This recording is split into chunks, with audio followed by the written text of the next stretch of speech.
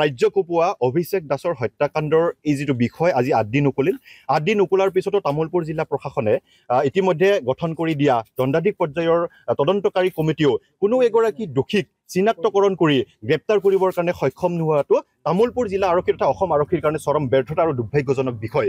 গতিকে এই বিষয়টোক আমি অতি সোনকালে অৰ্থাৎ আমি তামোলপুৰ জিলা আয়ুক্ত মহোদয় আৰু তামোলপুৰ জিলাৰ আৰক্ষী অধীক্ষক ডাঙৰীয়াক ইতিমধ্যে আমি সাক্ষাৎ কৰি প্ৰায় 30 মিনিটতকৈ অধিক সময় আলোচনাত মিলিত হ'লো আৰু তেখেতসকলক এটা কথা স্পষ্টভাৱে কৈছোঁ যে অভিষেক দাসৰ হত্যাকাণ্ডৰ আজি ৮ দিন উকলিল। এই ৮ দিন উকলি যোৱাৰ পিছতো কোনো এগৰাকী দোষীক তেওঁলোকে চিনাক্তকৰণ কৰি উচিত শাস্তি বা গ্ৰেপ্তাৰ কৰিবৰ কাৰণে সক্ষম নহ'ল। গতিকে অহা 24 ঘণ্টাৰ ভিতৰত আমি তেখেতসকলক চিনাক্তকৰণ কৰি গ্ৰেপ্তাৰ কৰিবৰ কাৰণে আমি দাবী উত্থাপন কৰিছোঁ। আৰু যদি তেওঁলোকে চিনাক্তকৰণ কৰি গ্ৰেপ্তাৰ কৰিব নোৱাৰে তেতিয়াহ'লে কিন্তু সদৌ অসম শৰণে কছাৰী ছাত্ৰ সন্থাৰ নেতৃত্বত তামোলপুৰৰ বিভিন্ন জাতীয় দল সংগঠনৰ সহযোগিতাত তথা তামোলপুৰ অঞ্চলৰ ৰাইজৰ সহযোগিতাত তীব্ৰ গণতান্ত্ৰিক আন্দোলনৰ কাৰ্যসূচী গ্ৰহণ কৰিবৰ কাৰণে আমি বাধ্য হ'ম।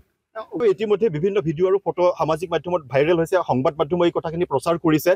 উদণ্ড যুৱ ব্যক্তিসকলে কাঠৰ বাটাম লৈছে, বাল্টিৰে লৈছে। আমি স্পট ভেৰিফিকেশ্যন কৰিছোঁ, তাতে বাল্টিৰে কোনো কংক্ৰিটৰ কাম বা পানী আনিব পৰা তেনেকুৱা ধৰণৰ কোনো ব্যৱস্থা তাত নাই। আৰু কাঠৰ বাটাম লৈ ৰখি থকাটোৱে কি সূচায়? ভিডিঅ'বিলাকত যে ধৰ মাৰ কৰি আছে সেইটোৱে কি সূচায়? গতিকে এইবিলাকৰ ভইচবিলাক ৰেকৰ্ডিং কৰি বা ভইচ পৰীক্ষা নিৰীক্ষণ কৰি তেওঁলোকক গ্ৰেপ্তাৰ কৰিব নোৱাৰাটো সাংঘাতিক দুৰ্ভাগ্যজনক কথা। আৰু এতিয়া এটা কথা তাৰে প্ৰত্যক্ষদৰ্শী হিচাপে কিছুমানে বক্তব্য আগবঢ়াইছে যে তেওঁ এক্সিডেণ্টৰ সময়ত ছানৰুফেৰে উৰি গৈ 50 ফুট দূৰত পৰিছে। গোকাত মিছা কথা, কোনো ধৰণৰ চাইণ্টিফিক ৰিজন নাই। কাৰণ ড্ৰাইভিং ছিটত থকা এগৰাকী ল'ৰাই এক্সিডেণ্ট হোৱাৰ লগে লগে কেনেকৈ ছানৰুফেৰে ওলাই গৈ ৰাস্তাটোৰ সিপাৰে 50 ফুট দূৰত পৰিব পাৰে? এইটো সম্পূৰ্ণ গোকাত মিছা কথা।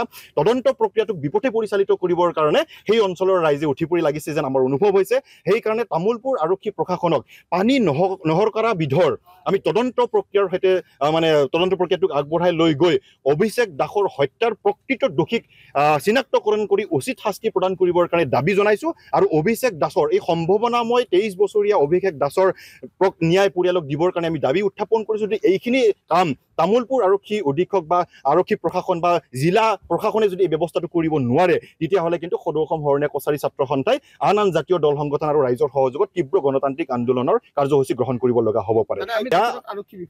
এয়া আৰক্ষী, তামোলপুৰ জিলা আৰক্ষী প্ৰশাসন আৰু তদন্তকাৰী কমিটিটোৰ কাৰণে চৰম ব্যৰ্থতা আৰু আমাৰ তামোলপুৰবাসী বা অসমবাসী ৰাইজৰ কাৰণে চৰম দুৰ্ভাগ্যজনক কথা।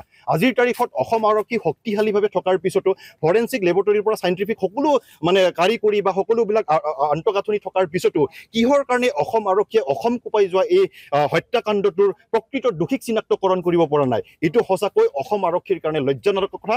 ইয়াৰ অসম আৰক্ষীৰ ব্যৰ্থতা আৰু সমগ্ৰ অসমবাসীৰ কাৰণে কিন্তু চৰম দুৰ্ভাগ্যজনক কথা। এটা কথা উন্মোচিত হৈছে যে মেডিকেলৰ ক্ষেত্ৰত অৰ্থাৎ সেই অঞ্চলৰ মানুহৰ ইমাৰ্জেঞ্চিৰ ক্ষেত্ৰত এখন এম্বুলেঞ্চ নথকাটো অসমৰ স্বাস্থ্য বিভাগৰ কাৰণে দুৰ্ভাগ্যজনক কথা নহয়নে? গতিকে এই অভিষেক দাসক যেতিয়া মৰিয়াই এটা ঠাইত পেলাই থোৱা হৈছিল, আহত অৱস্থাত তেখেতক মেডিকেললৈকে নিবৰ কাৰণে কোনো ধৰণৰ এম্বুলেঞ্চৰ ব্যৱস্থা তাত নাছিলে।